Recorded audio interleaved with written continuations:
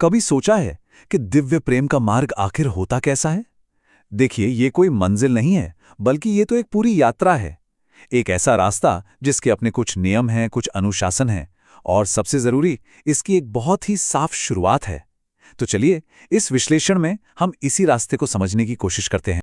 तो सबसे बड़ा सवाल तो यही है कि किसी के दिल में प्रेम जगता कैसे है।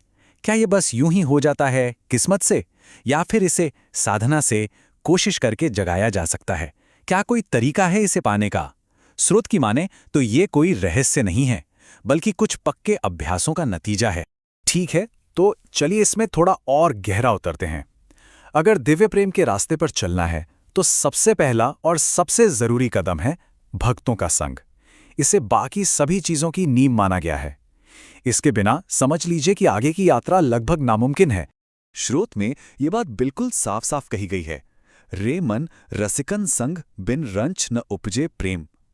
इसका मतलब सीधा सा है कि ऐसे भक्तों या रसिकों के संग के बिना प्रेम का एक कण भी, मतलब जरा सा भी, पैदा नहीं हो सकता।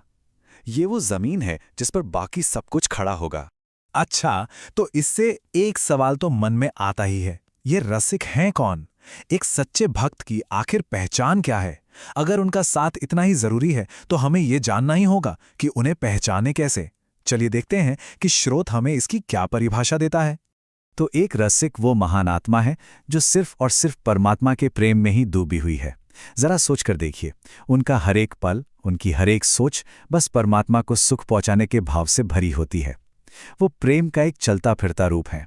और उनकी अंदर की हालत कैसी होती है? कहा गया है कि रसिक की पहचान इसी से होती है कि उसके अंदर हर पल परमात्मा के लिए नया और लगातार बढ़ता हुआ प्रेम पैदा होता रहता है। मतलब ये कोई रुकी हुई चीज नहीं है, ये एक डायनामिक, हमेशा ताज़ा और बढ़ता हुआ प्रेम है।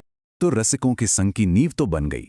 अब इसके बाद स्रोत 3 खास रोजमर्रा के नियमों के बारे में बताता है जिन्हें भक्ति के कामों के तौर पर अपनाना चाहिए। ये बहुत ही प्रैक्टिकल और रोज की जिंदगी में शामिल करने वाले कदम हैं।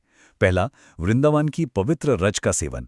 दूसरा, हर समय हर हाल में परमात्मा के नाम का जप करते रहना। और तीसरा, कुछ भी खाने पीने से पहले उसे परमात्मा को अर्पण करना, जिसे भोग लगाना कहते हैं। ये रोज के अनुशासन ही प्रेम को सींचते हैं।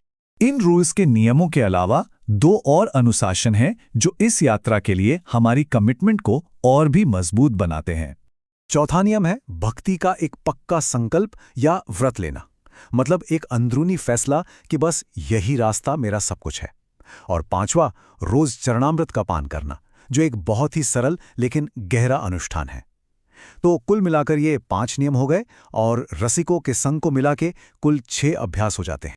पर रुकिए, इन सभी अभ्यासों का फल मिले, इसके लिए एक बहुत ही जरूरी शर्त है जो इन सबको एक साथ बांधती है।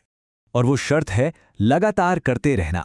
स्रोत साफ कहता है कि इन नियमों का पालन कुछ दिन या हफ्तों के लिए नहीं, बल्कि लंबे समय तक करना होगा। असली कामयाबी के लिए सब्र और लॉन्ग टर्म कमिटमेंट सबसे जरूरी है। ये एक मैराथन है, कोई 100 मीटर की दौड़ नहीं। और जब इन अभ्यासों को इस तरह की लगन से लंबे समय तक किया जाता है, तो जो वादा किया गया है वो पूरा होता है। हृदय में दिव्य प्रेम का प्रकाश अपने आप जगमगा उठता है। उसे कहीं बाहर से नहीं लाना पड़ता, वो अंदर से ही प्रकट होता है।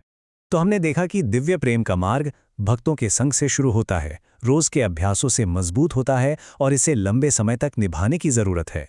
ये सब समझने के बाद सोचने वाला सवाल ये है कि इस रास्ते पर पहला असली कदम क्या हो सकता है? इस पर जरूर विचार करें।